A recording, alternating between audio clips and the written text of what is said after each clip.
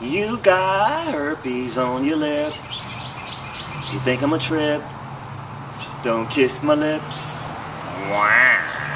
You already know. You think I'm slow? No place to go.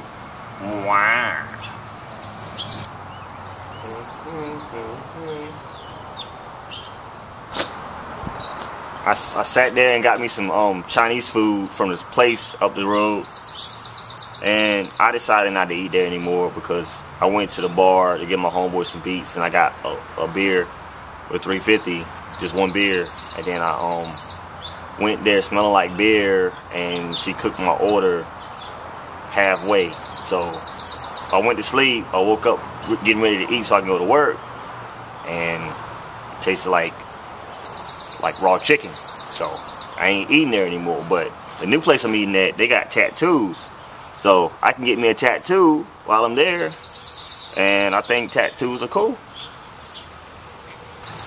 Until next time, pop one.